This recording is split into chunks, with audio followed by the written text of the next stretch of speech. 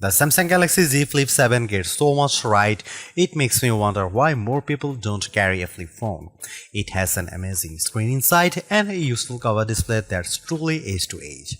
I wish it had a better processor, and using Samsung's software can be a real drag, but this is still an excellent flip with capabilities competitors can't match, like Samsung's DeX. If you are curious, go check it out, slap it shut, and you will want to take it home. The Galaxy Z Flip 7 starts at $1,099 which is the same price as last year's Z Flip 6. The price seems reasonable to me considering that you are getting two displays for the price of one, plus glass that bends in half like a dang magic trick.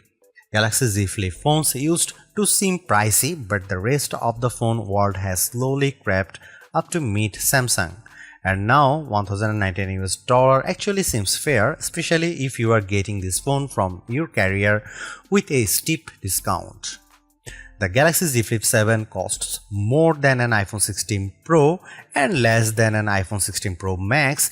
It costs the same as a Google Pixel 9 Pro XL or Samsung's new and thin Galaxy S25 Edge.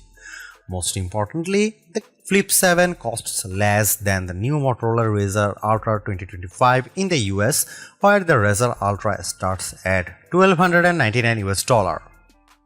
At launch, the Galaxy Z Flip 7 only comes in 4 colors, while last year's Flip 6 was available in 7 hues. Mint and color red are exciting. Jet black and blue shadow are more staid. I wish Samsung would try something unique with its materials and finish, but it likes to dress the entire product family in the same sweater for holidays portraits, so all the Galaxy phones look alike finish-wise.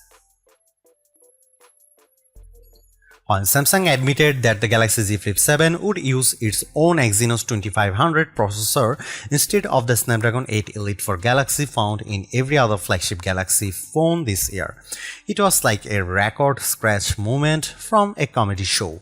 Rumors suggest this would have been the CPU inside every Galaxy S25 phone, but Samsung changed its plan late in the game on those phones. Instead, this new Samsung chip debuted in the Galaxy Z Flip 7.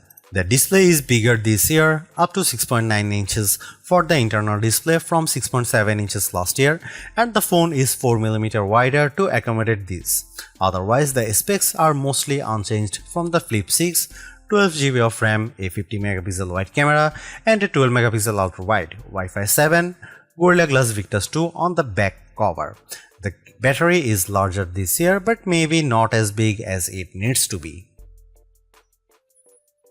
After years of me complaining that the Galaxy Z Flip wasn't using enough of its cover space for the front screen, Samsung finally listened. The 4.1-inch screen on the front of the Galaxy Z Flip 7 takes up every possible inch. Samsung says it has the thinnest bezel ever on a Galaxy phone. The Flip 7's cover screen looks like the future of phone displays, and I am excited for the internal screen to catch up with a bezel this slim. Otherwise, the phone is a standard 2025 Galaxy model.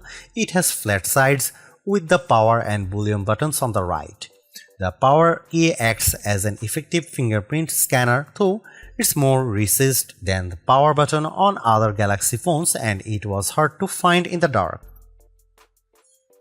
I could rave about the new cover display again, but I will start with the impressive inner screen because the Galaxy Z Flip 7 has been very satisfying to use thanks to this exceptionally bright and clear AMOLED. It was always a joy to open even in bright outdoor light. Don't worry about the crease on the inner screen, it's completely invisible when you are using the phone, and it never bothered my fingers when I was swiping across the screen. After all these years, it still feels like a magic trick to fold a piece of glass in half, and it still shocks friends who haven't seen a flip foldable in person before. The Galaxy Z Flip 7's cover display is, as I have mentioned, also spectacular. The ultra-thin bezels make it seem to disappear, and you get plenty of room to work with apps and widgets on the 4.1-inch space. It's a great improvement to the flip phone, and one I have been impatiently waiting to see. If you want a smartphone you can tweak and customize to your heart's content, get a Samsung phone. If you prefer something simpler, you can still grit your teeth and ignore most of the settings, the pop-up features, and the extra steps required to make things work.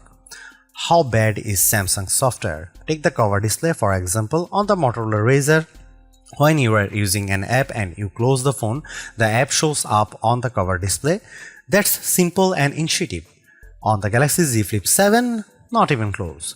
To use an app on the front screen, you have to find the setting to enable apps on the cover display. This isn't in the cover display setting menu, it's in a menu called Advanced Settings and then Labs. Labs, can you imagine a more frightening way to hide a crucial feature? Why not just calling it Dungeon? And once you find Labs, you have only gotten started. You can enable a few pre-selected apps to work on the cover display, Maps, Messages, Netflix, or you can download another widgets called Multistar from the Galaxy App Store. Multistar creates a home screen that lives on your cover display, and on that screen you can add any app on your phone. On the cover, you swipe to the Multistar screen and tap the app you want to open. Unfortunately, you can't set any of these up on the cover display itself. You can't even add widgets to the cover display without opening the phone. It feels like Samsung is still getting the hang of this whole cover display thing, but the Flip 7 is its best effort yet. Aside from those issues, I have many questions about Samsung's AI strategy. The company has a habit of talking up features that even never materialize. The Galaxy Z Flip 7 was supposed to have a special version of Google Gemini that could talk to me live while the flip screen was half closed. But I haven't been able to find a mode that works that way. Samsung's now brief home screen, widgets and app is also a key selling point for its AI features, but it is truly a useless bit of software. It never offers me more than the weather and the first few appointments on my company calendar, which are always people who scheduled a day off. Samsung promised that this now brief and its Galaxy AI features would offer highly personalized information as the AI gets to know you through your Samsung devices and users' behavior. I carry multiple Samsung phones and wear a Galaxy Watch Ultra, and I have never seen anything personalized for my interests of habits. The Galaxy Z Flip 7 has a good set of cameras that took photos I enjoyed sharing. Images taken with Samsung cameras usually pop with bright colors and a highly sharpened look, but I have noticed on the last couple of phones that Samsung has been toning down this artificial look for a more natural photography style closer to what the iPhone produces. I am all for it. Don't worry, Samsung fans, you still get photos that look great, especially if you opt for Samsung's specialized modes. Samsung's portrait mode is probably the best on any smartphone. It isolated my subject neatly and blurred the background for a gorgeous look. Samsung's food mode is by far the best camera phone mode for taking food photos. I reach for my Galaxy phone whenever I bake something tasty and I want to share it. Samsung's AI editing features are also the best I have used on any smartphone. When you cut an unwanted person or object out of your photo, the Galaxy Z Flip 7 does a perfect job of filling in the gaps. If there are floors, board, or vertical blinds behind them, it fills these in seamlessly. Of course, the Galaxy Z Flip 7's coolest camera trick is letting you use the cover display as your viewfinder for photos. You can take selfies at the full 50MP resolution when you point the main camera at yourself and use the cover display. You can also set the phone in an interesting position, way down low or hanging from up high, and then take shots with voice commands or by signaling the camera with a wave. My only complaint is that lack of a real zoom lens. I have a kid who plays sport and the digital zoom isn't good enough to capture him on the field. If you take photos from far away often, you will miss the lack of real zoom. Maybe Samsung should try a zoom camera instead of an ultra-wide on the Flip 8. Here are some camera samples of the Samsung Galaxy Z Flip 7.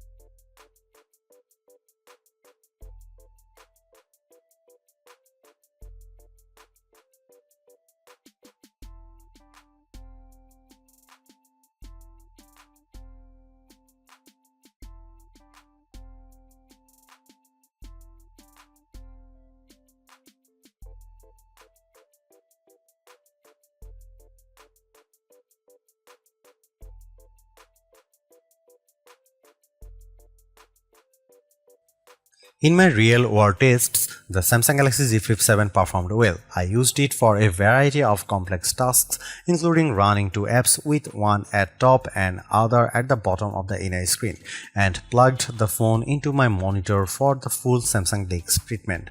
I like Samsung DeX because I have all of my work accounts for email, Slack and Google Drive on my phone, so when I use my phone I don't need to log in again as I do when I use my laptop.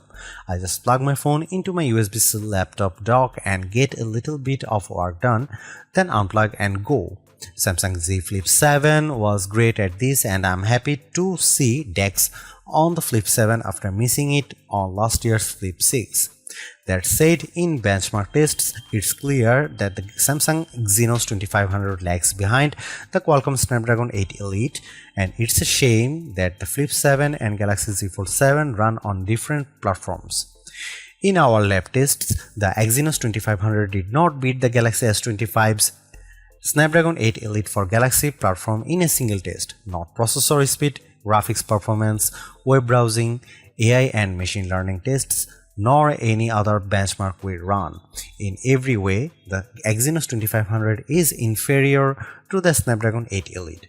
Worst of all may be the chip's power consumption, which I'll get into the next section. Samsung isn't doing itself any favors by ditching one of the best mobile platforms I have ever used, the Snapdragon 8 Elite, and I hope it doesn't ever make the same mistake again.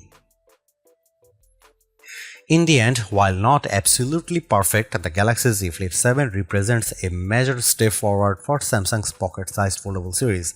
The compromises are smaller to the point where they are easy to ignore. It's a great all-rounder, has a much better cover screen, better camera performance, and an internal screen that's not too narrow.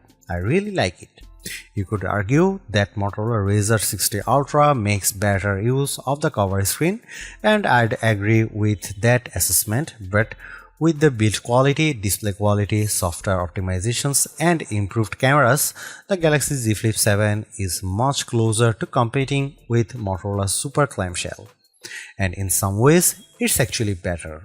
This is a wonderful phone and one that's a joy to use.